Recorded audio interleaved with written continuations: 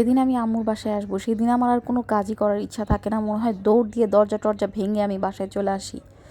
তো আম্মু গেট খুললো, আর বাসায় আসার সাথে সাথে আমার প্রধান কাজ হচ্ছে আমার দাদির সাথে দেখা করা। তো দাদির জন্য অনেকগুলো চিপস নিয়ে আসছি, অনেকদিন ধরে দাদিমা এই জিরোসটা খেতে চাচ্ছিলো, তো দাদিমার জন্য নিয়ে আসলাম। দাদিমা অনেক বেশি খুশি হলো, আসলে দাদিমা একটা বাচ্চাদের মতো হয়ে গেছে। দাদিমা আমাকে একটা আইসক্রিম দিল, এখন আমি আইসক্রিমটা খাবো এবং বাকি আইসক্রিমগুলো সবাইকে ডিস্ট্রিবিউট করে দিব। যেহেতু প্রচণ্ড গরম পড়েছে, তো সবাই আইসক্রিম খেলে একটু মজা পাবে, তার জন্যই সবার জন্য আইসক্রিম নিয়ে আসলাম। আর ওইখানে গুলুমুলু ফিটার খাচ্ছে, গুলুমুলুকে একটু পর আমি ইচ্ছা মতো একটু আদর করব। আর এই তো আমার ছেলে আমার আগেই চলে আসছে। আর এই তো আমি যখন আমার কোনো খাবার খেতে পারি না, এইভাবে আমি যারা ছুচা তাদেরকে আমি বিতরণ করে দেই।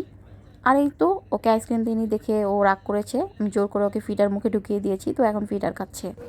এটা আমার গুলুমুলু। খাওয়া দাওয়া শেষ, দুপুরে ক্লিপ নিতে ভুলে গিয়েছি। ভাই বোনের খুনসুটি চলছে এখানে, আর আমার জামাই এখানে অফিস থেকে চলে এসেছে। একটা সুসংবাদ আছে, তার জন্য সে আমাদের জন্য মিষ্টি এনেছে। আর যখনই আমার বাসায় কোনো কিছু প্রয়োজন হয়, আমি আমার ছোটো বোন চকরির কথা বলি, ওর খেতে ইচ্ছে করেছে, আর আমার জামাই সেটা নিয়ে আসে। তো আজকেও তাই ব্যতিক্রম না, আমি বললাম আমার হাজব্যান্ডকে যে চকরির কাঁচাগোল্লা খেতে ইচ্ছে করেছে, তো আমার জামাই নিয়ে এসেছে। আর চকরির নাম আর সবার কাম, একমাত্র শালি বলে কথা তো রাখতেই হবে। তো যাই হোক, তাছাড়া একটা খুশির সংবাদ আছে, সেই সুবাদে মিষ্টিও খাওয়া হয়ে গেল।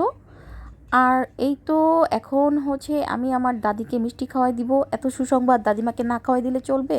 আর যার নামে মিষ্টি আনা হয়েছে তাকে তো খাওয়াই দিতেই হয়। তো আমরা এখানে এই তো দাদিমাকে খাওয়াই দিব। আমার ছোট ছোট এমন ব্লগ যদি আপনারা আরও দেখতে চান, আমি আপনাদেরকে অবশ্যই শেয়ার করব আপনাদের সাথে। আর হচ্ছে এই তো আমিরের ফেভারিট সন্ধ্যার নাস্তা আম্মু আমিরকে দিয়ে দিয়েছে। আমির ছোলা বুট খেতে অনেক বেশি পছন্দ করে। That's all for today, thanks for watching, আল্লাহ হাফেজ।